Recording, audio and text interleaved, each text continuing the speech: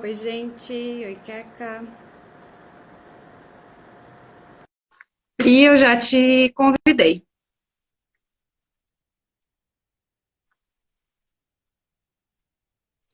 Queca, tá me ouvindo bem?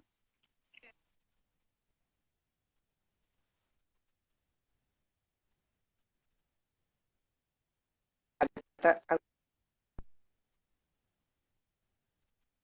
Oi, Pri, eu não tô te ouvindo ainda. Agora acho que sim.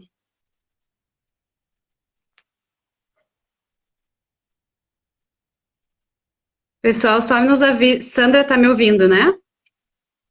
E a Pri, eu acho que ainda tá entrando. Fala aí, Pri. Gabi, tu Oi. me ouve? Sim, Tá. agora sim. Tá só o pessoal da escola aqui. Todo mundo chegando. Que lindo. Ah, que coisa boa. Esperar o povo entrar, então. Sim, esperar mais um minutinho aí pra Uhum. a gente ir começando. Não tu tá me ouvindo bem, né? Não tá com eco nem nada. Tô. Não. Fala aí, Pri, pra ver se eles estão te ouvindo. Me escutam? Ah, acho que sim, as duas. Aham. Olha só, tem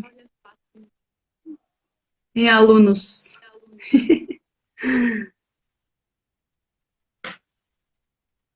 Oi, Dana.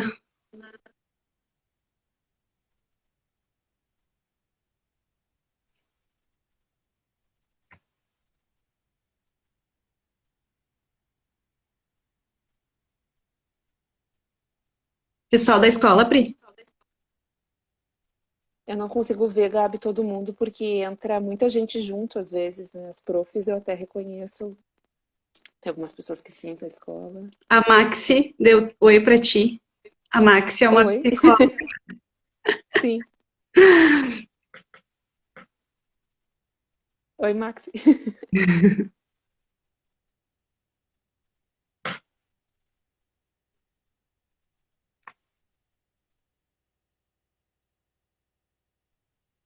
É, tem bastante gente, tem 30 pessoas. Se tu colocar o teu dedinho ali no Instagram, tu consegue ver mais pessoas, assim, passar ele, sabe? Botar ele um pouquinho Ah, pra cima, sim. só cuida pra não sair. É, mas eu não vou ficar mexendo muito aqui. Making off da live. É. Ah, eu vou depois salvar, né? Pra mandar pra vocês. Sim.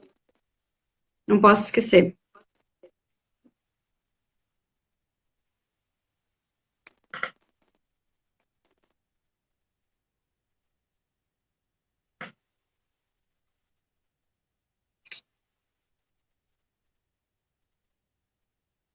Se quiserem ir se apresentando aí, tipo, família, prof, pra gente saber quem são. As profs a gente sabe, agora as famílias, nem sempre. Eu, né? A Pri deve saber. Sim.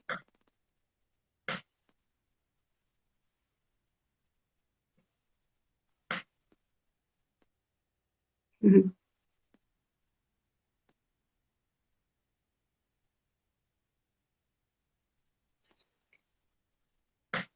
Ó, as famílias estão aí, ó. Família do Henrico. Tu também é família, né, Pri? Sou família e sou psicóloga. Tem várias famílias aí profis também.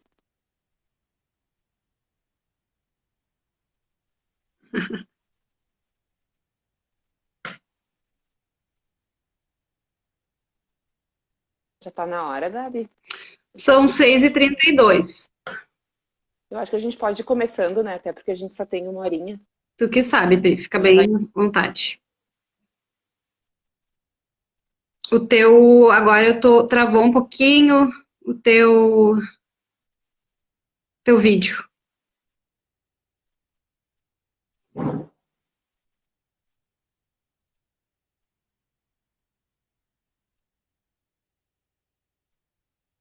Às vezes também assim, tinham que as Pri, famílias tinham dúvidas. eu acho que travou um pouquinho, começa de novo. Que eu Tá. não ouvi, eu acho que o Então pessoal tá. não ouviu também. Então tá, vamos lá. Então, boa noite para todo mundo, né?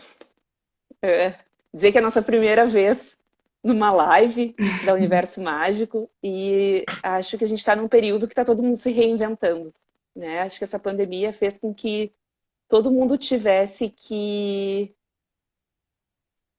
Travou? Agora sim. Todo mundo tivesse que se reinventar, tanto como família quanto como escola, e essa live é um produto disso, né? De uma reinvenção da escola, de um outro jeito de poder se comunicar com as famílias e de poder passar um pouquinho daquilo que a gente também tem pensado sobre esse período.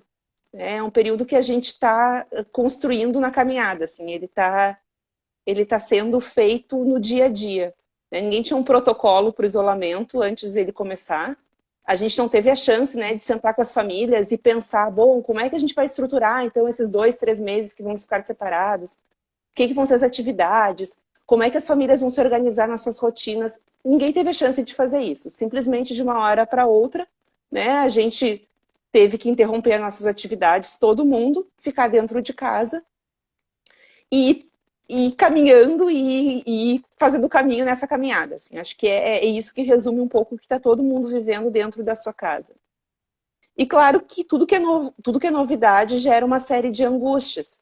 Né? Acho que as famílias estão tendo que se reinventar enquanto famílias, porque a grande maioria das crianças passava o dia na escola. Né? Então, assim, são as refeições em casa, são as famílias, os pais tendo que trabalhar, na sua grande maioria também.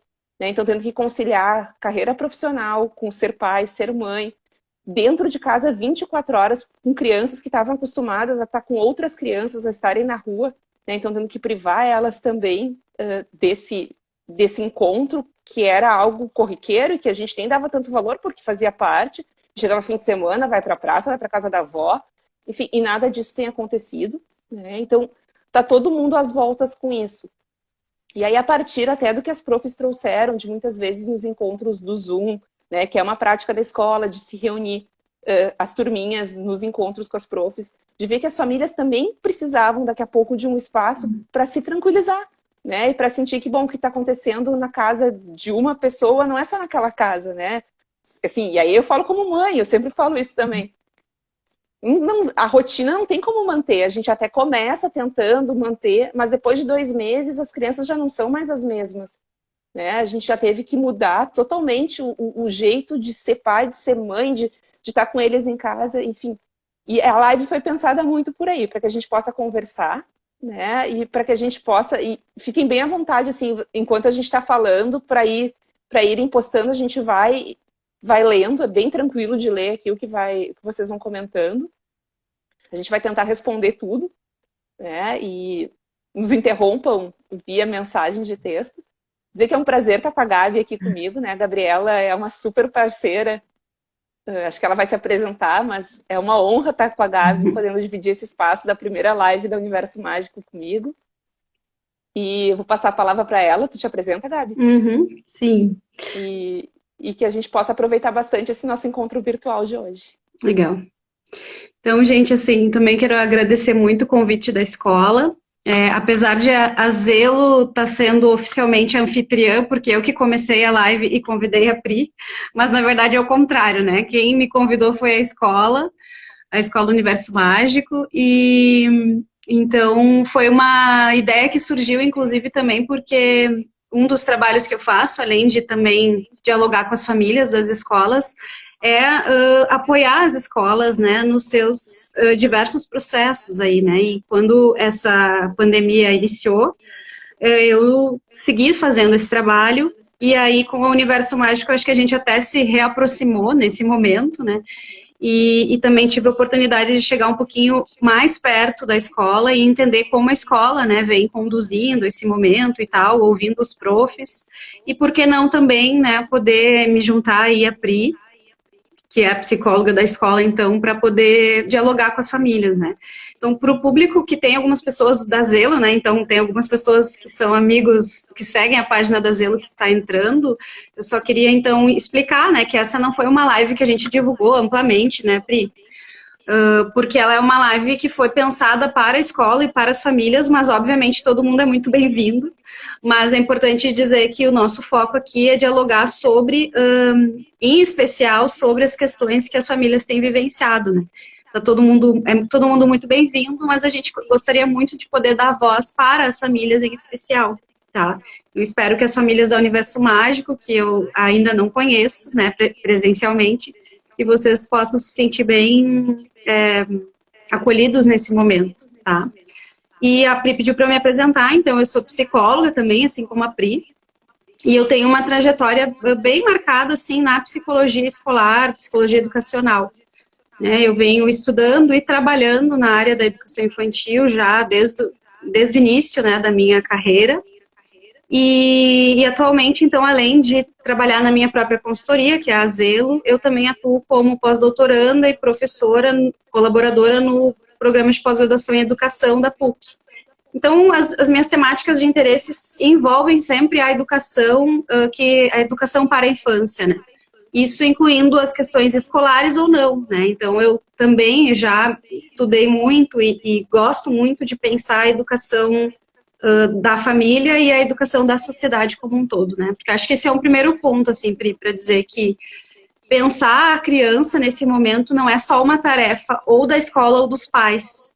Até ontem eu participei de um outro momento que me perguntaram, assim, né, sobre isso, e essa é a minha posição. Eu acho que é uma responsabilidade de todos nós, como adultos, pensarmos as crianças de maneira geral e as crianças agora na pandemia, assim, né? Porque é um grupo que, querendo ou não, apesar de ter menos voz, pelas suas características, mas também porque a gente não é acostumado a dar voz para crianças, é um grupo que acaba ficando mais à margem nesse momento, né? Então, assim, a gente está aqui falando com as famílias, mas eu sempre acho que a responsabilidade por pensar a infância é de todos, independente se tu tem filho, se tu não tem, onde é que tu trabalha, né? Eu acho que mais do que nunca esse momento é importante, assim.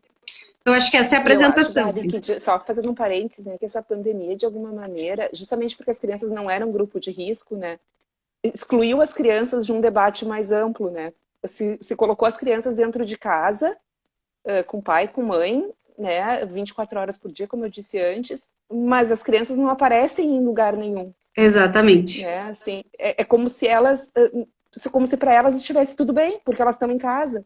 E Isso. tudo bem, acho que tem outras experiências que a gente vai poder abordar, né? Que as crianças estão podendo ter nesse convívio familiar mais estreito, mas elas também têm as suas angústias, elas também sofreram, elas também perderam. Claro, exatamente. Acho que isso que tu traz é bem importante. Acho que naturalmente as crianças ainda são um grupo social que participa menos ativamente das decisões na nossa sociedade, e agora na pandemia isso se reforçou ainda mais por conta de se considerar que é um público que está ok, né, que não, a gente não precisa se preocupar. Eu acho que isso é verdadeiro, assim. E aí as famílias, muitas vezes, são elas que nos fazem, às vezes, nos alertam para o fato de que não, né, de que as coisas podem não estar tão bem assim com as crianças, né. São as famílias que estão sendo os porta-vozes, muitas vezes, agora, da situação em que as crianças estão vivendo. E algumas escolas, então, algumas mais, outras menos, estão conseguindo ser sensíveis a essas vozes das famílias, né.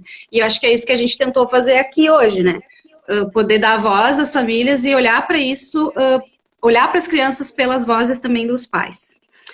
E eu acho que é isso, Pri. Eu não sei se tu quer que eu possa continuar trazendo os pontos que eu pensei para a gente conversar. Acho que sim. Tá. Eu pensei, assim, que a gente pode, de alguma forma, aquecer o nosso bate-papo com 3 pontos, assim, que eu acho bem importantes, que eu tenho escutado, então, muito das escolas e das famílias em relação a esse momento, né? São 3 mudanças ou 3 inquietações, né, que as famílias têm trazido. Acho que a primeira e mais óbvia, né, Pri, que tu já começou a falar, diz respeito às mudanças na organização do contexto familiar. E quando eu falo organização do contexto familiar, a gente pode pensar desde coisas bem práticas, né, como alterações na rotina dos tempos, alterações no ambiente físico que as famílias estão tendo que fazer, mas também reorganização de papéis, assim, eu acho que isso é uma coisa bem importante, né? Antes, por exemplo, estava muito claro que quem era mais responsável pela casa e pelos cuidados das crianças era o pai, porque a mãe trabalhava mais, vamos imaginar. Aí agora foi todo mundo para casa, de certa forma, né? E aí isso começou a se entrar em crise, né? Porque, bom, agora os dois estão em casa, os dois estão ali disponíveis, e como é que a gente divide agora essas funções, né? Então tenho ouvido muito, assim, um pouco uma dificuldade de reorganizar esses papéis também, entre pai e mãe, ou entre outros familiares que também estão envolvidos nesse cotidiano, né?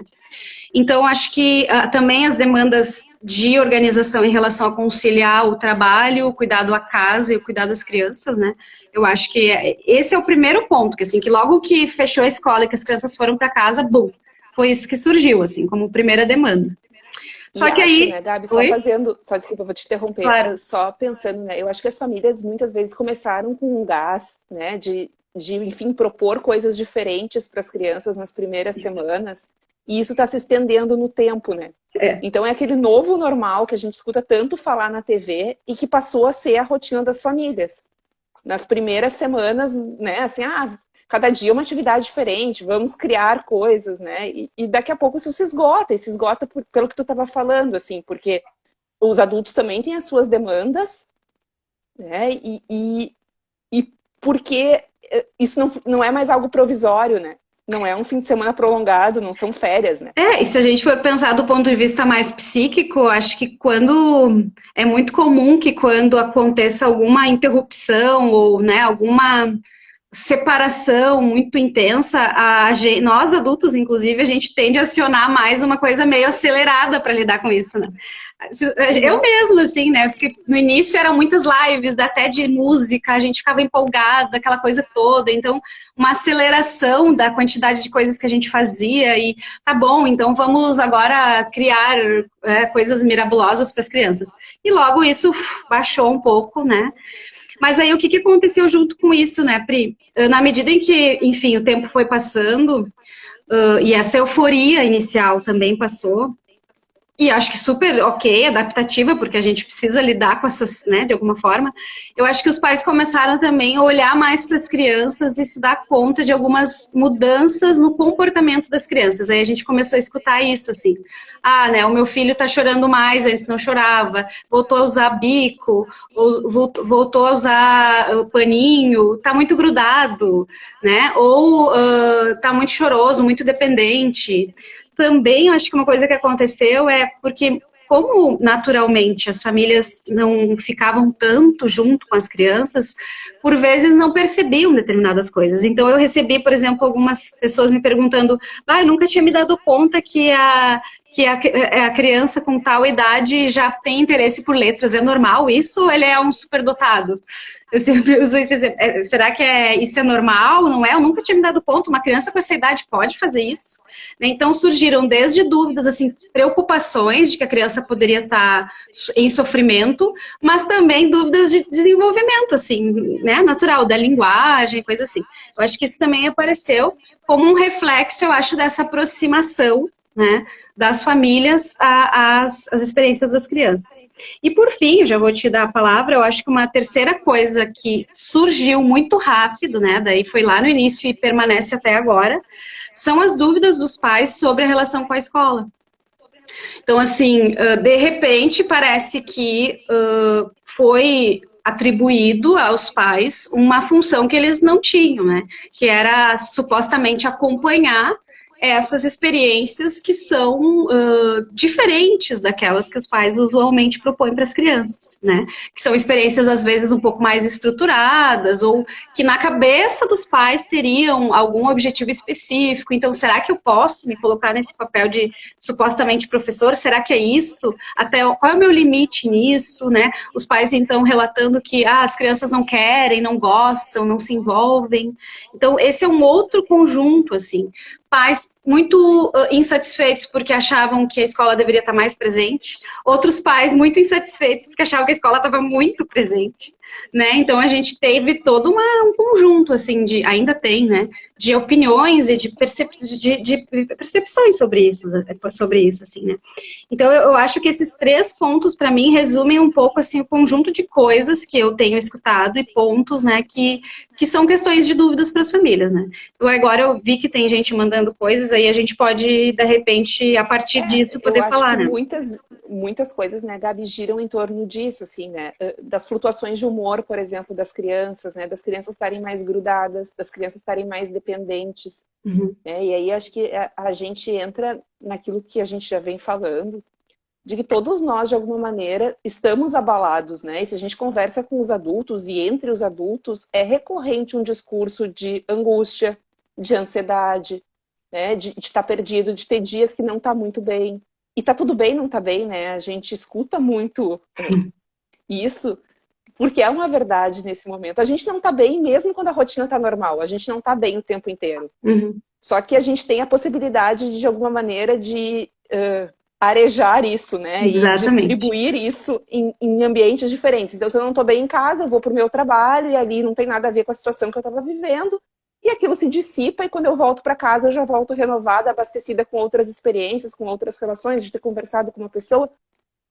E com as crianças é a mesma coisa, né? Se a gente pensar antes da pandemia, tinha dias que eles também acordavam mais dependentes, eles acordavam mais chorosos, né? Para deixar a criança na escola era um dia mais difícil, porque se grudava e não queria ficar, mas aí depois vinha o retorno da prof de não, depois que tu foi embora ficou tudo bem, né? Ele aproveitou, ele brincou um monte, de fato era o que acontecia. Acontece que agora a gente não tem essa possibilidade, né? Então se passa grudado o tempo inteiro. Uhum. E é difícil porque nem sempre os pais estão disponíveis para esse grude das crianças. Que também na rotina normal, quando as famílias ficavam separadas 8, 10 horas por dia, o tempo que elas estavam juntas era um tempo de se aproveitar e de se curtir e de suportar também esse grude, né? Agora esse tempo se alargou e assim, e mesmo quem não está trabalhando em home office, tem outras rotinas de casa que se impuseram, né? Tem que lavar roupa, tem que fazer comida, tem... Enfim, então assim, eu acho que a gente também tem que poder tranquilizar os pais de que tá tudo bem, não tá bem, né? Sim. Tanto para as famílias quanto para as crianças. Sim, pode falar, pode terminar. Não, termina, vai. Não, termina, eu já sei. Não, já... Sim, não, eu ia dizer que eu acho que a gente tem que pensar muito no sentido do ponto de vista do nosso processo de desenvolvimento, qual é o sentido dos comportamentos que a gente chama de regressivos, né? O que é um comportamento regressivo?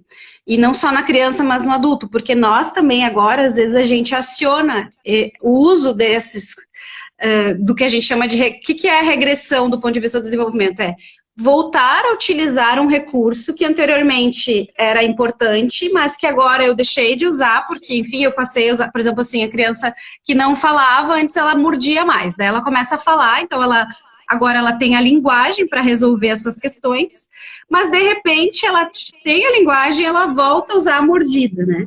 Nós adultos também, então assim, a gente já não precisa mais, por exemplo, sentir dor de barriga quando tá doente, quando tá mal emocionalmente, tá?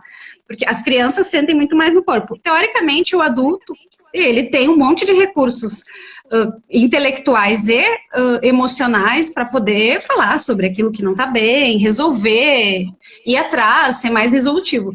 Mas, por vezes, a gente está numa situação tão drástica, dramática, que a gente tem que regredir a um estado anterior e sentir no corpo a dor de barriga ou a dor de cabeça, ou eu agora estou pensando nos últimos dias, né, uma tensão muito grande. E aí eu queria enfatizar uma coisa importante, Pri, que é o valor positivo da regressão. Porque o que acontece? O meu corpo adulto começa a ter dor de barriga, começa a ter tensão. O que a gente faz quando isso acontece? É um alerta para nós de que a gente tem que parar um pouco, se cuidar mais. E aí a gente busca cuidado. E aí, ao acionar cuidado do outro e conseguir esse cuidado, claro, a gente tem que encontrar alguém ou algo que nos dê esse cuidado, ou nós mesmos, a gente consegue voltar a seguir adiante. E é por que eu tô falando nisso? Porque a gente não pode menosprezar comportamentos das crianças, né? A gente não pode achar que é uma manha, que é uma birra, ou que é uma coisa assim. A gente precisa entender que também eu voltar a usar bico, voltar a ficar mais dependente, voltar a ficar mais choroso, fazer coisas que eu não fazia mais, é um jeito da criança acionar o adulto e acionar esse cuidado, né? E aí, quando esse cuidado ele é respondido, né, com qualidade, e isso conforta a criança, ela pode voltar a seguir adiante. Então, assim, alguns pais me perguntam, eu queria que ela ficasse mais autônoma, porque eu preciso trabalhar, eu queria que ela brincasse mais autônoma, mas ela não consegue, né? Porque hoje em dia todo mundo fala, monte um espaço físico em casa, cria ali coisas interessantes, das escolas mandam. Põe ali colher de pau, põe ali não sei o quê, daí os pais vão lá e fazem. Daí a criança fica 2 minutos e volta. E aí os pais dizem, e aí... Muitas vezes ela não consegue ficar porque esse cuidado restitutivo, né, reparador, muitas vezes não foi dado na quantidade e do jeito que ela precisava. Então, a autonomia, ela depende, num primeiro momento, de acolher essa necessidade de cuidado da criança, né? E só depois ela vai conseguir aí ficar sozinha. Então, são coisas que são interdependentes, assim, né? Então, eu acho que entender a regressão como um recurso da criança é algo bem importante para nós, para a gente poder atender isso, dar esse colo, dar esse olhar, e aí depois ela poder ir sim ficar mais autônoma, porque eu acho que sim, né? Não dá para a criança ficar, até porque é bom para a criança também viver essa experiência de autonomia, né, Pri? Tipo, poder criar, poder se virar um pouco sozinha, né? Mas é que isso tem que ser aprendido, né, Gabi? E aí, voltando para aquilo, assim, de que muitas vezes não era em casa que isso acontecia, assim, por uma própria rotina da casa, né? De que acordava, daí já tinha que se vestir para ir para a escola, depois chegava em casa, já era a hora do banho. Enfim, eram rotinas que dependiam mais de um adulto também. Então, as crianças também estão tendo que se experimentar num lugar mais autônomo. Né? E de entender que os pais muitas vezes estão trabalhando em casa. Isso. Né? Eu tô com os meus 2 aqui. Assim, explicar para a Olivia que eu tô trabalhando e que eu tô em casa, sim, não foi muito uma tarefa confuso, simples. Uhum. Porque ela me olhou e falou, eu falei, a mamãe vai trabalhar, e aí ao invés de sair, eu entrei, né? Uhum. Então, isso para criança não faz sentido. A gente também teve que refazer essa lógica do trabalhar em casa. Os maiores, claro, as crianças de 5, 6 anos conseguem já ter alguma compreensão, mas os bem pequenos, quando a gente fala de educação infantil, né? Sim. Os nossos grandes têm 6 anos. A gente está falando de bebês, está falando de crianças de 1, 2 aninhos. É muito complicado para eles entenderem que eles vão ter que dividir os pais com o computador, com o celular, e que aquilo ali é trabalho. Claro. Né? De que a gente não está indisponível porque a gente não quer estar. Pode ser também, né? E também os adultos têm o direito de não querer estar com as crianças o tempo inteiro. Mas em muitos momentos não é um não querer. É porque tem outras demandas que precisam ser supridas também nesse período. Claro, isso. Eu ia falar que aí, considerando isso, muitas vezes na própria escola a gente utiliza esse recurso, né? O delimitador físico, às vezes, é importante para a criança, né? Então, assim, a criança pequena, ela não consegue se autorregular muito bem sozinha, né? Então, às vezes, a gente bota uma barreira física para dizer, não passa daqui, né? Porque aqui é perigoso. Então, isso também, para quem tem criança pequena em casa, né? Eu falo criança pequena, é essa criança da educação infantil, e quem pode fazer isso, porque não é todo mundo que pode, né? Mas poder se organizar no sentido de delimitar um espaço de trabalho e um espaço da criança, né? Então, assim, isso é claro, a gente está falando uma perspectiva ideal, mas que, por exemplo, se tem um casal que se organiza bem e que, bom, agora é o espaço de trabalho e que é naquele lugar fechado, né? E agora o outro fica mais disponível para a criança, o que não quer dizer que ele vai ficar brincando o tempo inteiro, porque ele tem que cozinhar, então, mas ele está ali mais com uma atenção mais compartilhada, né? Porque eu acho que é isso também. Eu acho que a gente tem que pensar em níveis de atenção, né? Eu posso ter uma atenção exclusiva, uma atenção compartilhada, eu estou ali cozinhando e a criança brincando em volta e a gente se falando, isso é muito legal para a criança, às vezes ela quer participar um pouco, às vezes ela não quer, e, enfim, aí eu tenho a não atenção, né? Então, eu acho que é poder transitar nesses 3 níveis, assim, de atenção, mas aí eu volto a dizer, né? Eu acho que a importância também de que esses adultos que estão no ambiente familiar possam se organizar para isso, assim, né? Porque o que a gente vê também, Pri, eu acho que eu preciso dizer isso aqui, porque eu ajudei a Universo Mágico também a preparar o questionário que a gente mandou para as famílias e tal, né? E ali completamente anônimo, né? A gente só vê as respostas, mas a gente viu muito a palavra sobrecarregada e exaustar. Então, eu acho que as mulheres também, nesse momento, tá muito difícil, né? Porque as mulheres trabalham também, né? E então, assim, eu acho que a gente precisa considerar também esses aspectos emocionais, né? Que envolvem os adultos que cuidam das crianças, né? Então, acho que isso é um cuidado que as famílias precisam ter dentro, né? Cuidar de si também é poder repensar essas divisões, né? A gente viu no questionário que muitas famílias, um único adulto é responsável por olhar a criança o tempo inteiro, né? Do dia. E provavelmente esse mesmo adulto também trabalha, né? Então, eu acho que essas são questões bem importantes, assim, que são desafios, não é fácil, né, gente? Assim, eu não tô aqui julgando, dizendo que é homem, mulher, não é isso. É que, pense, a nossa sociedade tem uma estrutura difícil de mudar. E agora, estando todo mundo em casa, eu acho que isso pesa muito às vezes. Né? Então, eu acho que a gente precisa olhar para isso com cuidado mesmo, né? Com responsabilidade. Porque, no final das contas, claro que nós estamos falando, nosso cuidado maior é com as crianças, né? E as crianças, elas sentem muito isso, né? Elas sentem essas fragilidades dos adultos, que são naturais, e é importante que elas sintam, mas muitas vezes elas não conseguem ser acolhidas no cuidado justamente porque esses adultos não estão bem, né? E muitas vezes não estão bem, pode ser também por essas questões relacionais, né? Então, eu acho que isso é um cuidado que a gente precisa ter. E acompanha muito, né, Gabi? Eu acho um ideal, que é um ideal meio imaginário, de que na casa dos outros tá tudo transcorrendo muito bem, né? As pessoas acordam, aí as crianças organizadamente sentam no seu espaço de brincadeira, não ficam chamando mãe, porque é mãe que as crianças chamam, sim, né? 800 vezes por dia, para tudo, né? De que respeitam quando a gente fala, não, agora a mamãe está trabalhando, a mamãe está fazendo comida, de que as crianças são super compreensivas.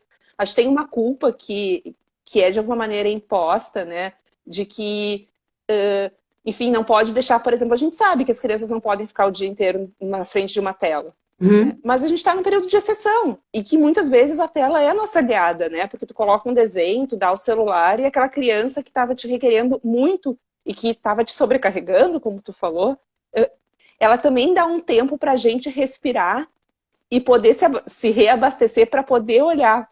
Pai também, é verdade. As crianças falam, é verdade. Mas também nos dá um tempo para poder voltar a investir naquele vínculo de uma maneira legal. Sim. Né? Porque chega uma hora que cansa. Sim. Então, e assim, eu tô lendo aqui os comentários, enfim, gente falando assim, o espaço de trabalhar é o mesmo espaço das crianças brincarem. Porque a gente não tinha um home office em casa, né? A gente não assim, salvo algumas exceções, claro ninguém tinha um espaço organizado. Não, e o que eu falei antes é de forma ideal, se a gente pudesse ter esse espaço de trabalho, né, e que os adultos conseguissem se ajustar, seria muito interessante. Agora, não é a realidade, né? Para muitas famílias o espaço de trabalho é o mesmo. E aí uma coisa que eu quero alertar, assim, que é importante, né? Duas coisas, assim. Primeiro é o que eu falei, a atenção compartilhada não é uma atenção ruim, tá? A atenção compartilhada, ela é muito importante para a criança. E quando eu falo atenção compartilhada, sim, tu tá ali trabalhando e a criança brincando de qualquer coisa, dela vem até ti, né?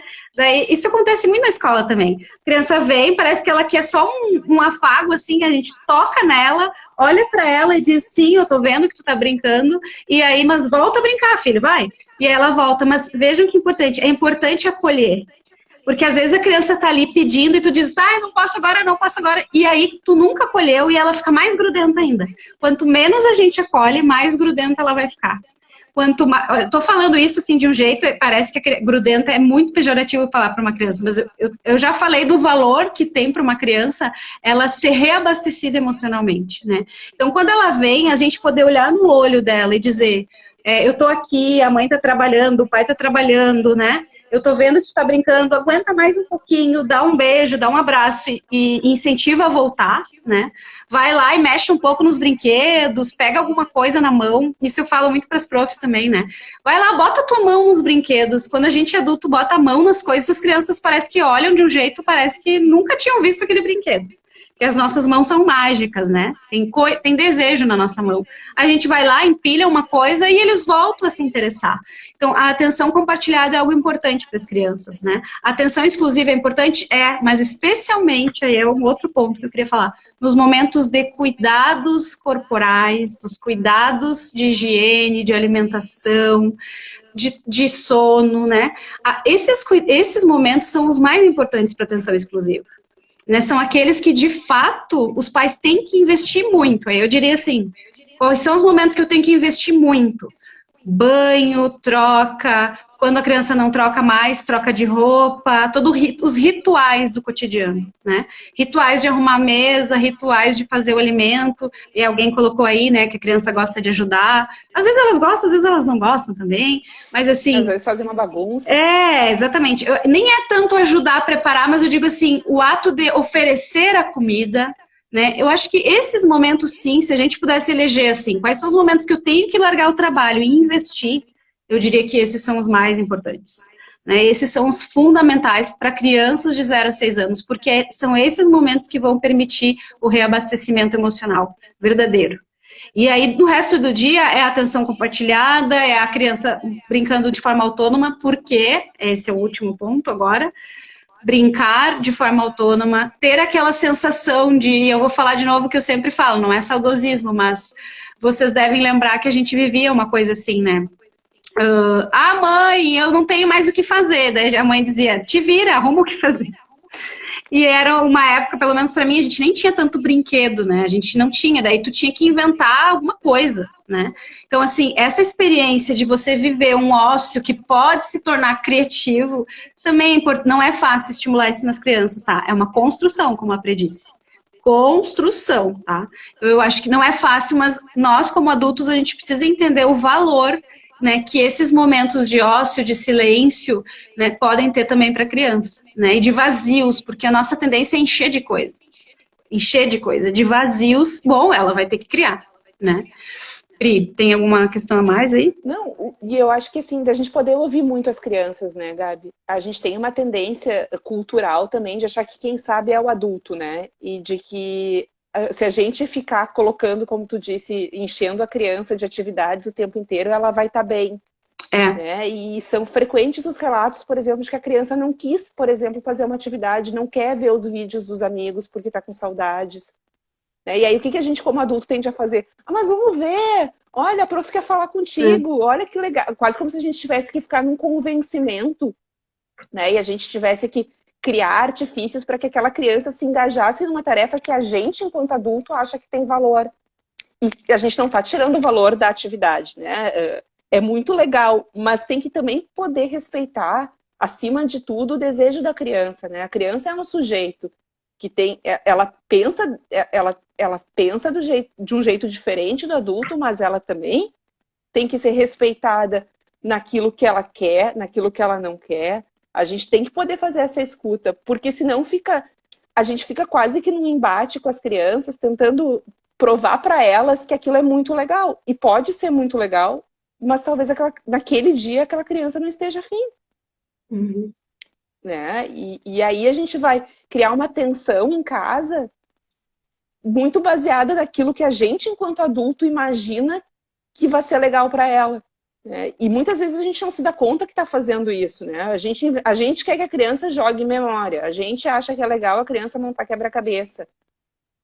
Né? E, enfim, aquilo às vezes é legal pra gente. Tá bem que a gente proponha para as crianças. Né? Mas a gente também poder ouvir e poder tolerar esse silêncio da criança, né? Esses períodos que a criança... E daqui a pouco a gente vai achar que ela tá mais triste e ela tem o direito também de estar mais triste. Né?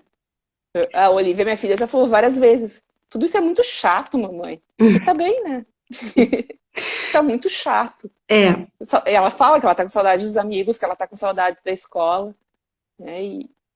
E aí a gente tem que poder conversar e validar isso, porque realmente tem dias que são chatos. Eu acho, porque essa tua fala tem muitos elementos, assim, né? O primeiro elemento que eu acho que a gente tá podendo pensar mais agora, porque assim, nós adultos a gente não pensa muito sobre o que é uma infância de qualidade de verdade, assim, né? Ou quem é esse sujeito, criança, né? A gente ainda, como sociedade, vê a infância como uma etapa a ser superada.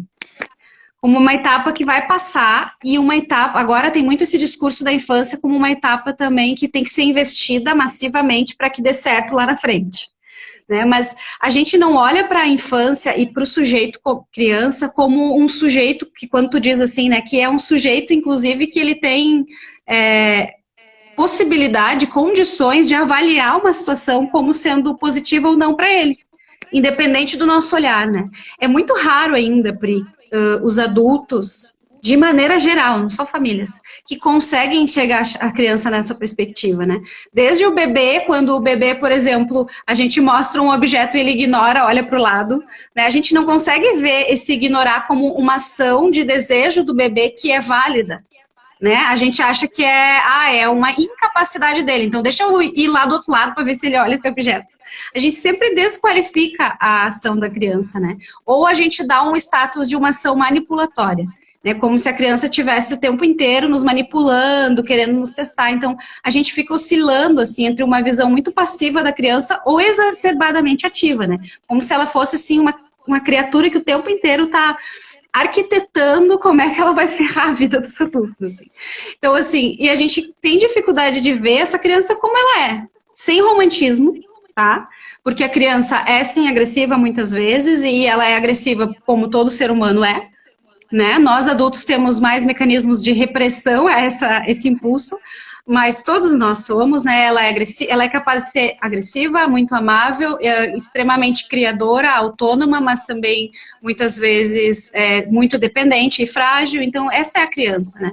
Mas o que eu queria pontuar, assim, é que, em relação a isso, tá? Uma coisa mais específica. Ela não quer viver a atividade, não quer ver o vídeo que a escola mandou, ela não quer participar, né? Eu acho que tem duas questões aí. Uma é, se a gente vê a criança como um sujeito que é ativo e que é um sujeito de verdade já, a gente tem percebido que essas manifestações das crianças de não querer ver, muitas vezes é um jeito de não querer entrar em contato com sentimentos ruins. Gente, quando a gente perde coisas, por exemplo, perdeu o namorado, eu não quero ver as fotos dessa criatura na minha frente. Eu deleto do Instagram, eu deleto do não sei o quê, eu deleto do WhatsApp. Por quê? Porque eu não quero entrar em contato com coisas que me lembram algo que eu perdi.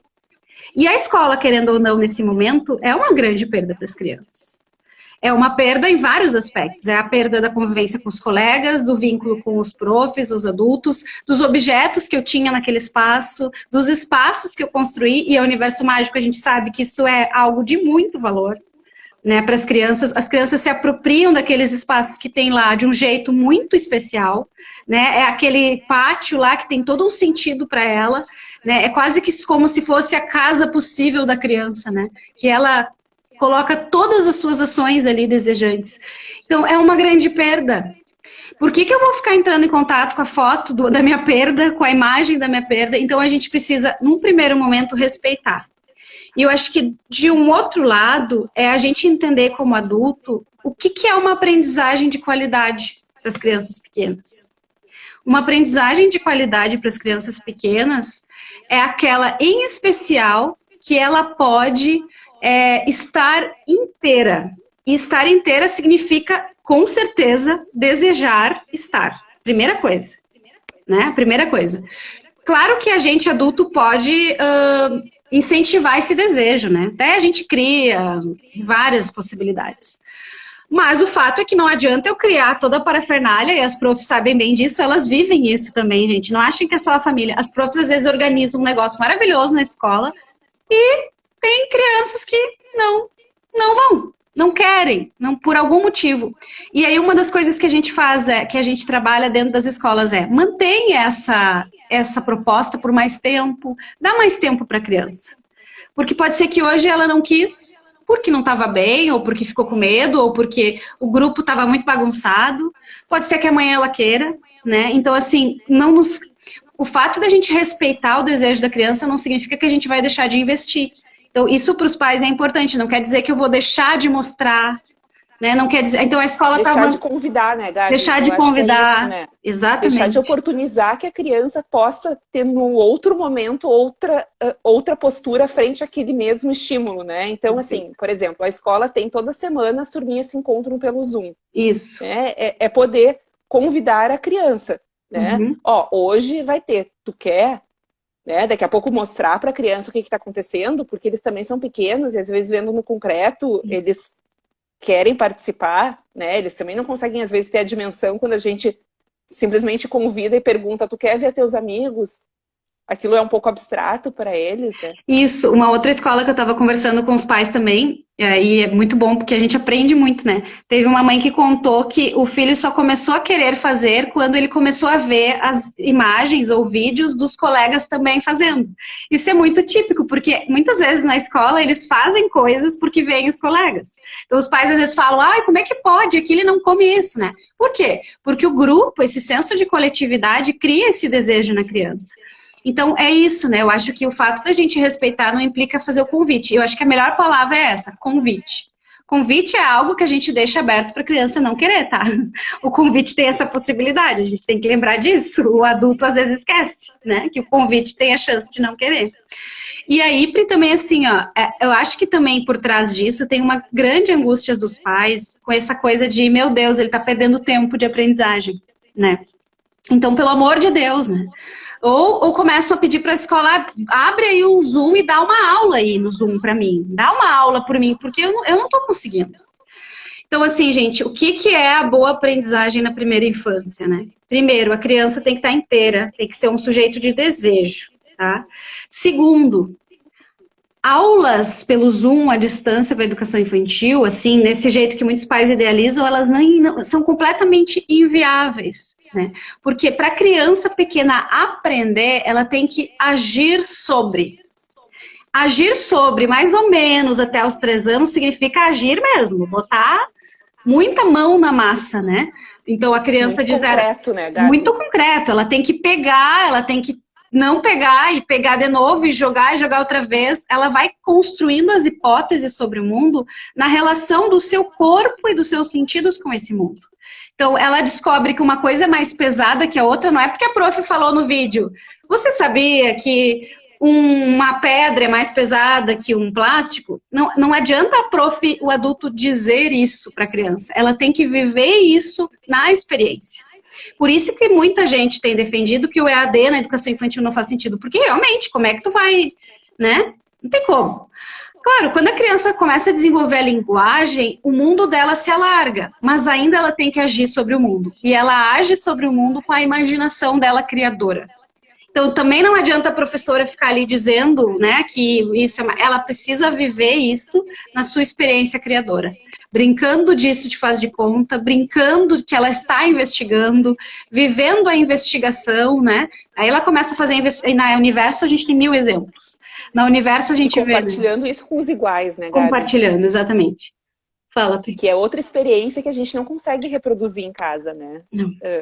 A experiência de estar com seus pares dentro de um espaço pensado para elas, né? Que, como a gente está vendo aqui nos comentários dos pais, a nossa casa, claro, por mais que a gente pense a casa também para as crianças, não é um espaço preparado previamente para dar conta das necessidades das crianças, diferente do que acontece na escola, que cada sala é pensada para as crianças, né? Cada proposta é pensada para aquela faixa etária, como é que vai repercutir naquele grupo específico.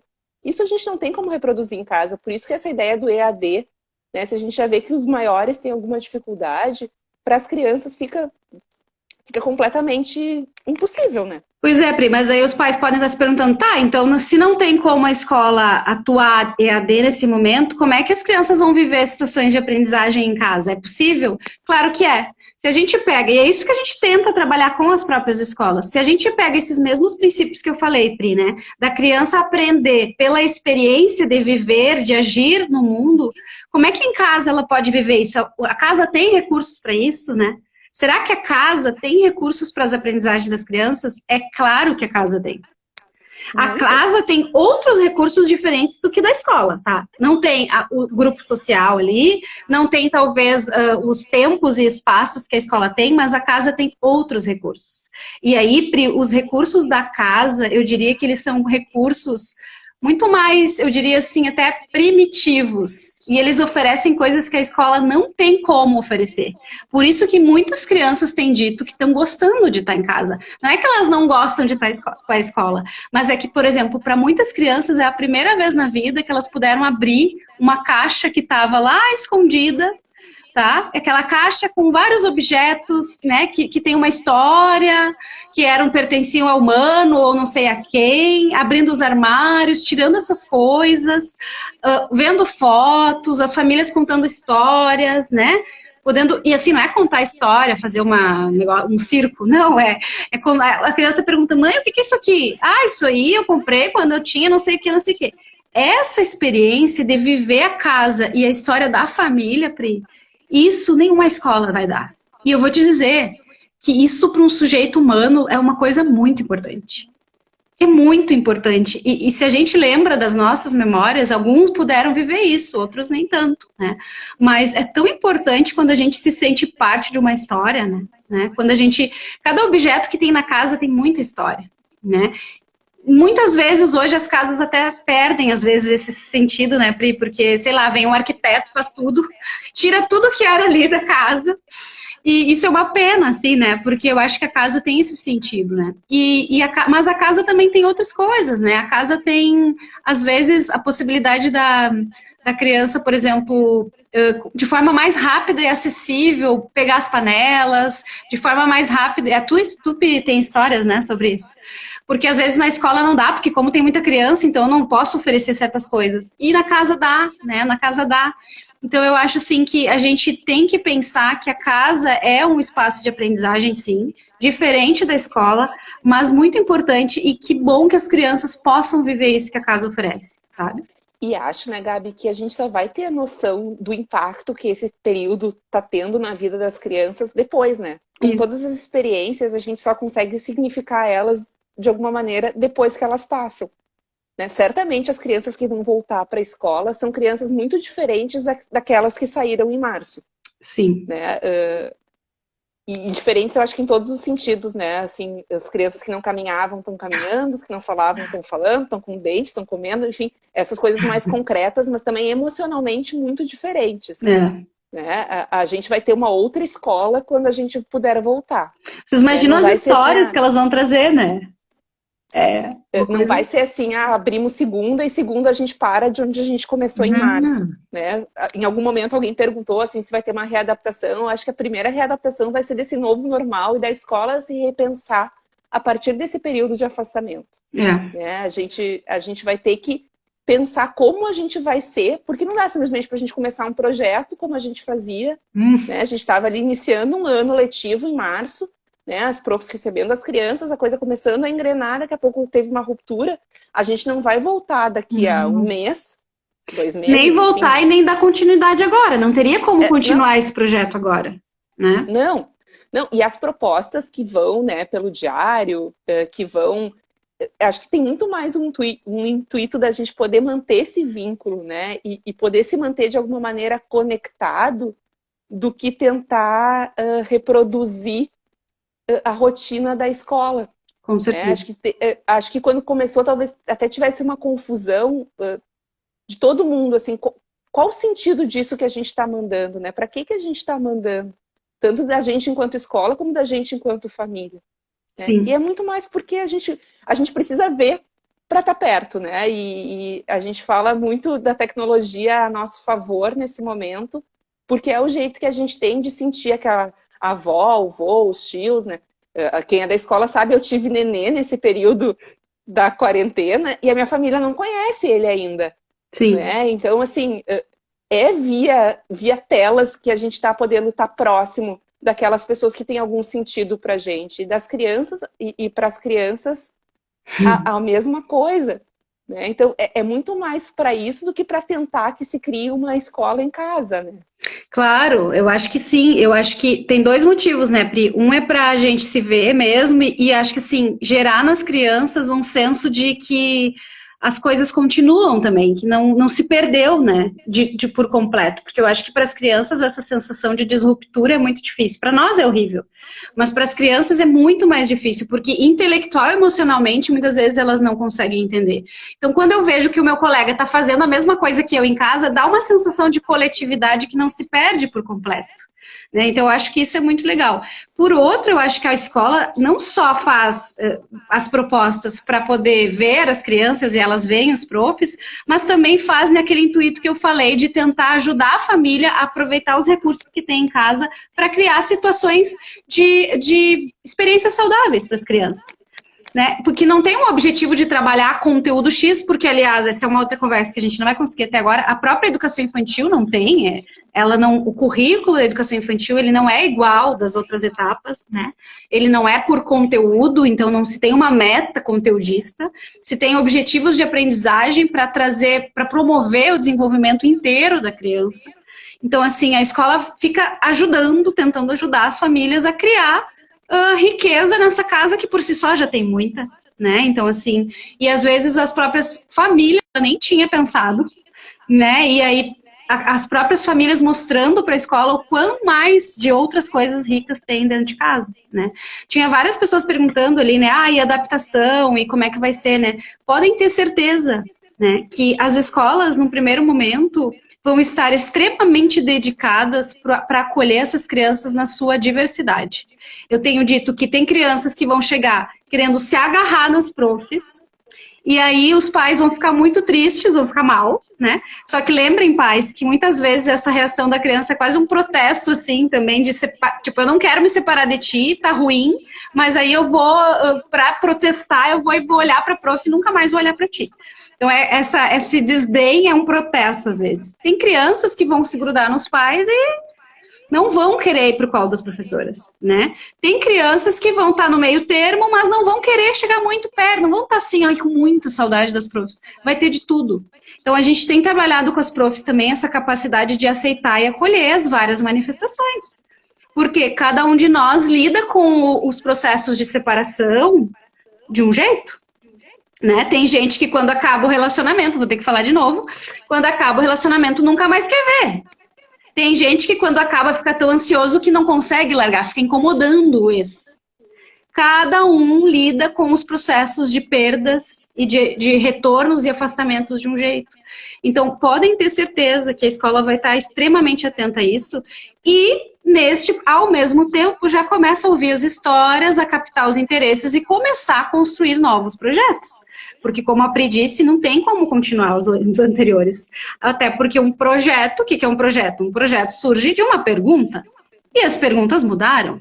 As perguntas que as crianças vão fazer mudaram. Desde os bebês, né, Pri, que tu diz. Um bebê vai chegar caminhando. Ele está fazendo perguntas muito diferentes de quando ele engatinhava. Agora, caminhando, a pergunta dele vai ser... será que eu consigo caminhar sem as mãos livres, segurando um objeto? Essa é uma pergunta. Antes ele não tinha essa pergunta. Né? E uma criança maior, talvez a pergunta vai ser, prof, né, o coronavírus já foi embora? Sei lá, né, prof, né, coisas novas. Então, assim, não tem como continuar e tem que ter muita escuta e sensibilidade, seja para acolher, né, as crianças no sentido de garantir novos vínculos de confiança, né, refazer ou reconstruir, realinhar ou criar novos e escutar para começar de novo o processo, né, da construção dos projetos e tudo mais. Então, essas coisas vão estar juntas, sempre são juntas, né? Afetividade e esse elemento do desenvolvimento cognitivo, né? Nosso tempo. Aqui quando acontecer, ele vai aparecer assim, falta 1 minuto, daí a gente começa a se despedir. Vai, mas fala aí, agora eu falei um monte. Não, eu acho que é isso, né? Eu acho que a gente vai poder voltar a conversar, talvez mais pertinho da reabertura, talvez até como um outro tópico para uma live, né? Legal. Pensando na readaptação. Acho que hoje a ideia era a gente conversar mais nesse geral, né? Com uma estreia das lives da Universo Mágico.